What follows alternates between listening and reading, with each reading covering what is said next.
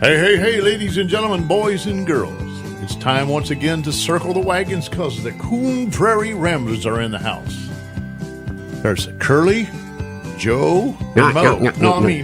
I just want to know, how did we get all the wagons? How did we get all the wagons in the house? Yeah. Wagons. Well, actually, I'm off the wagon. Oh. You're off the wagon. That's a good thing. He's wagging his tail right now, so that's his wagon. Yeah. Well, we got KC and the Moonshine Gang. Yep. Luke I the Rebel am, without and a you're clue. not. Yeah, dear. And the amiable, affable Melman. And The last behind the glass, Yeti. she left. Yeti, now known as Bubbles, and we'll never tell you why. You'll just have to guess and wonder. I'm forever. Well, it sounds like we've had quite a week. It's We've been had- political, locally and yeah. nationally. I We've mean, had too much to think last week. we're up to our eyeballs in baloney. Yeah. And today is National Bologna Day. All right. You know, some of the political signs are disappearing out there. I noticed Some that. of them need to. They make good target practice. Some of them I know Signs. of. You know, I keep thinking of that song, Sign, everywhere a sign. Do this, do that. Don't do it. Right. That was one of them war, anti-war songs. Anti-song. Came out at the right time. Yeah. But it was remember, a great song. It is still applicable today. Remember, 2 Or plus 2 is on my applicable, mind. 2 plus however 2 is you on my mind. Oh, yeah? Choose that to one? say it. Have mercy. How was your week? My week, Did you have a week? same old week. It was this on the treadmill campaigning. Treadmill. Yeah. How many people did you see while he's on the treadmill Well, campaigning? Unfortunately, you don't get to. I mean, you occasionally you never know when you're going to get to see somebody. You just keep on going and stuffing your card indoors. Yeah. I'm hitting streets I've hit back in the beginning of the year now. Oh, you're starting back over again. Reruns. Reruns because hey, you're wondering, well, do they remember me from the first of the year? They don't, you went too early. They've already forgotten you. Yeah, well, I don't know. We'll find out. Mailing postcards and doing robocalls. And how many of them say, keep them postcards coming? Anybody Well, say I that? haven't been robocalled. I can honestly say, on national, local, Yeah. or any level. You have didn't get I- one from Mel? No, I did. I didn't get a robocall. I hung up on him, but I got Well, it. No, I knew what he was going to say. He said it automatically goes to Adrian voicemail. said he listened to it. He did. Yeah. He's a patient man. Yep. He said that it goes to voicemail, but I don't have my voicemail set up. Your box, whatever they call No, that. so it just says, sorry, but this number you have called Well, has not set up in a that voicemail. case, it just roboed on past you. It roboed to somebody else. So you thwarted the mailman. Yeah. All right. Yeah. Row your boat, robo call. Anyway, and then I got one this weekend from a lady running for local office. Oh, really? Really? You know, Loco office, you say? A local. actual recording? I mean, it was a actual recording voice of or her record? voice. Yes. Wow. And I had received it earlier a couple weeks ago. I think the problem with a lot of these calls Yeah. is timing. Timing. True. Yeah. Everything. I think if you call somebody and they're all sat down to break bread, Oh my. you may have just cost yourself. Yeah. They Yeah. vote. That's right. Yeah. That's Yeah. why I kind of stayed And away. if you from, wake them up, if somebody worked a midnight shift, so you I know, mean, and that's another problem. you're You're treading out there, on dangerous You're ground. knocking on the door, and you're thinking. I mean, you're kind of like playing these mind games. Like, hey, I think maybe this might be a person. And how do you know this might be a person that's working midnights? And, It's a crapshoot. Yeah. Well, what if you see a sign that says "No solicitors allowed"? I obey the sign. I would. too. Wow. Obey I the would. sign. If it says no trespassing, I don't go any further past that. But I try to post my card somewhere on a fence post or something. You know? That's almost as important as beware of dog. That's the one. Yeah. That's the number one. Oh, yeah. You better. I have avoided dog Heed. bites. All right. But That's why he's on the treadmill all the time in case he has to run from a dog yeah, or an angry voter. Let me tell you a little bit about my week. lay it on me. Just one thing about Come on. my week. One thing. Preach it. As you all know, we're all victims of Facebook. Yeah.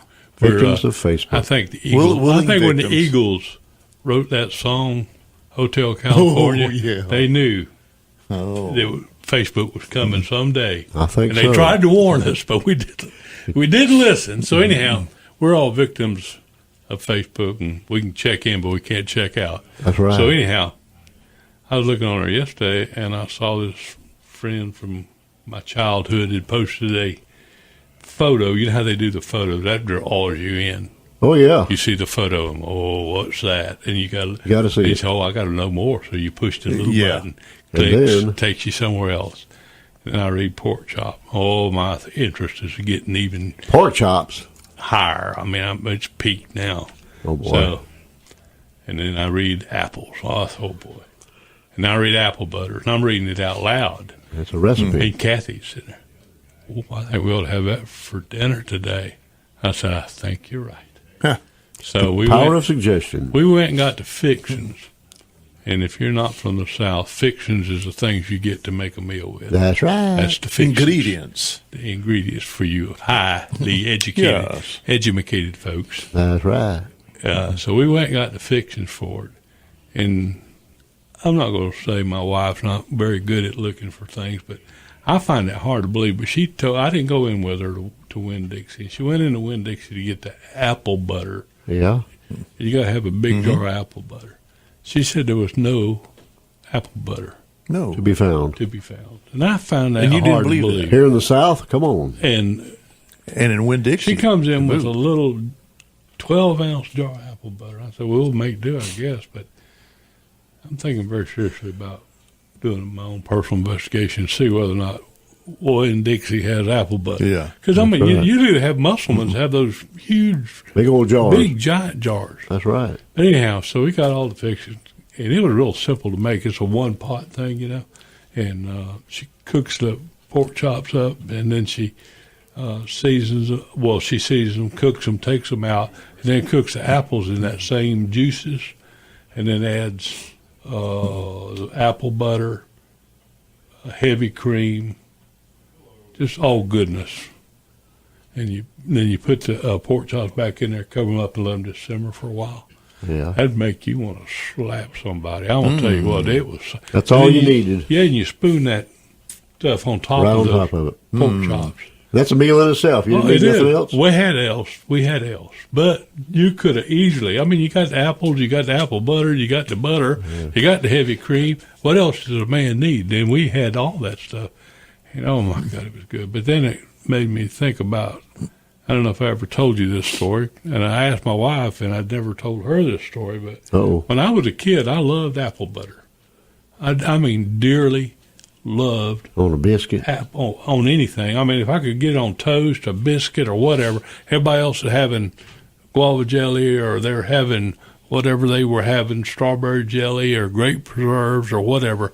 I was having apple butter. I mean, put the butter, and then somewhere along my life, I just quit eating it. But I'm talking about as a little kid, probably 8 to 12 years old. I mean, I just ate apple butter probably every morning for breakfast on something. But maybe you heard that the Lone Ranger ate apple butter for breakfast. I don't know what spurred me into that, but I did. But somewhere along the line, I just quit. And I have tried to rekindle that love that I've had with apple butter. And I went to flea markets, and I'll see this, looks more like a homemade type, and I'll get some. And I've never been able to get that same feeling. I guess it's like cocaine or something. Like, the first time you got high on cocaine, or somebody, not me. I can't remember time. You can never come back and get that same high again. I guess that's the same thing with apple butter.